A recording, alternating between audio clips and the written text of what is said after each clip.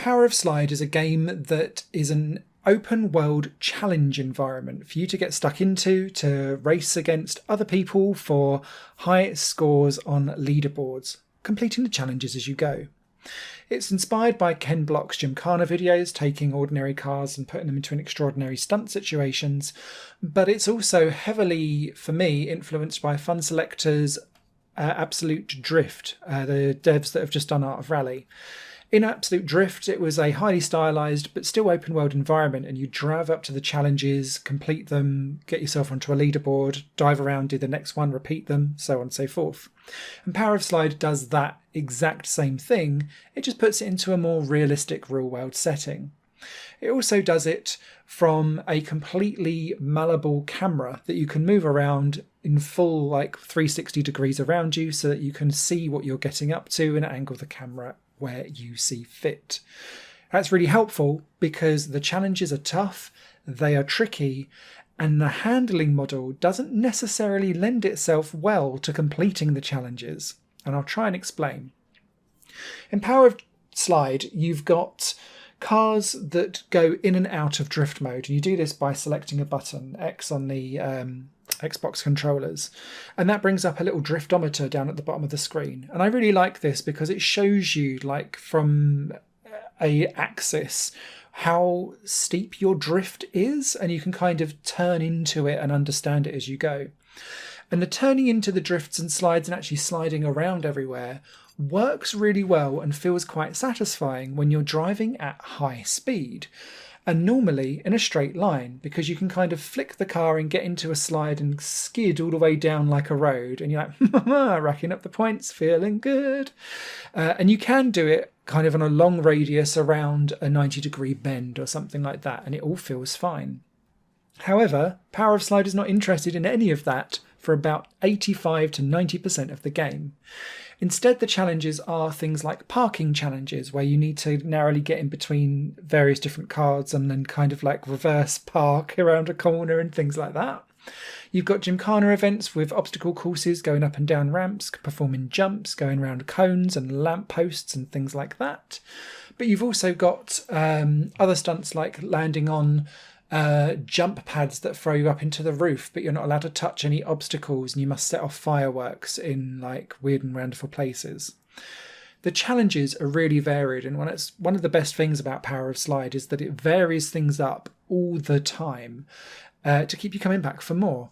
But the fundamental handling just doesn't allow you to be precise and slide and drift and turn and stick nicely at speed in that drifting mechanic around tight and twisty sections of the game.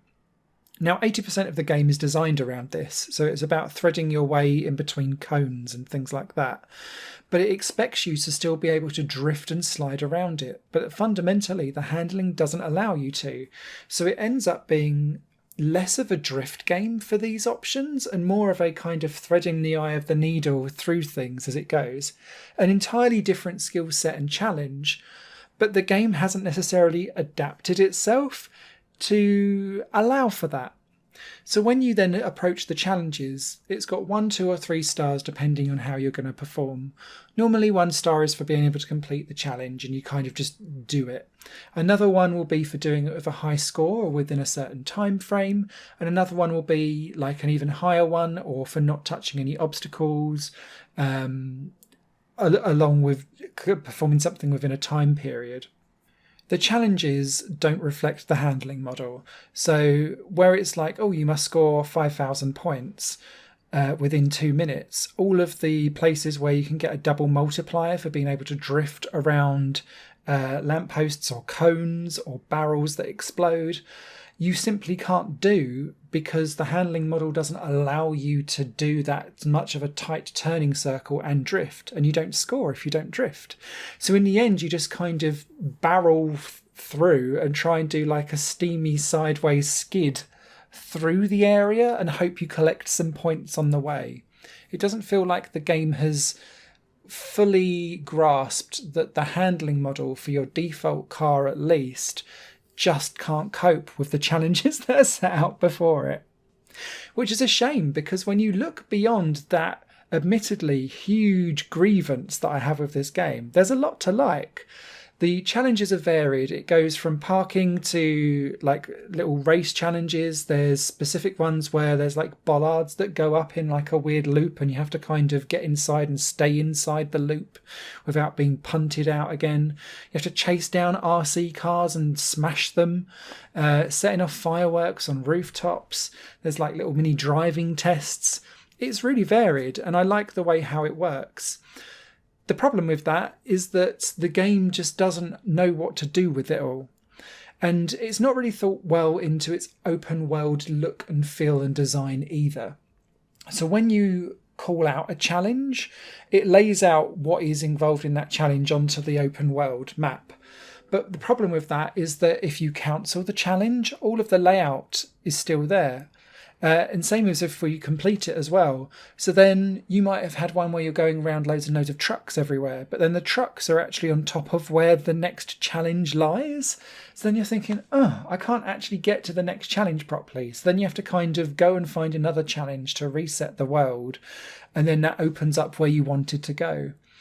It also has a problem where it doesn't write you the right way for when a challenge starts. So quite often, the very first time you go into a challenge and you press go, you're facing the wrong way.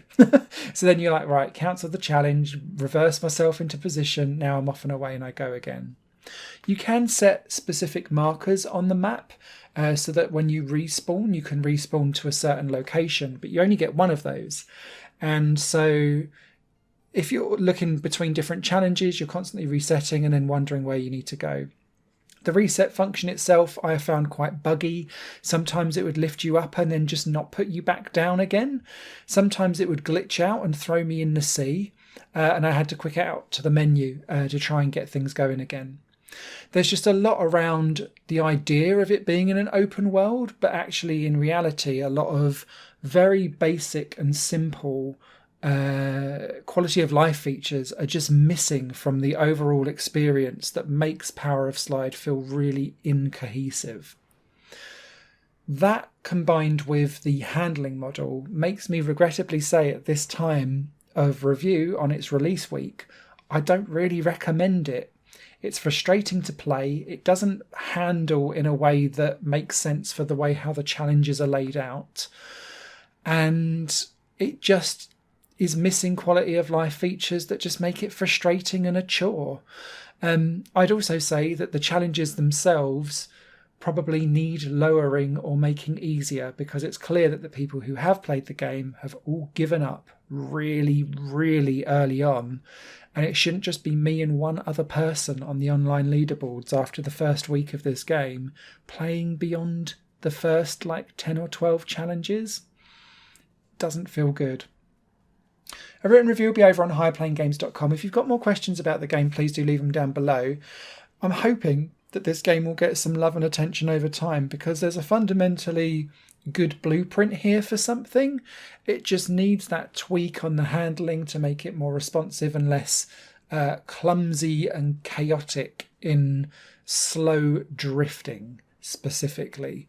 Fast drifting, it feels nice and responsive. Slow drifting is like trying to, I don't know, play bowling balls with a tortoise that's been greased with glue and not grease itself.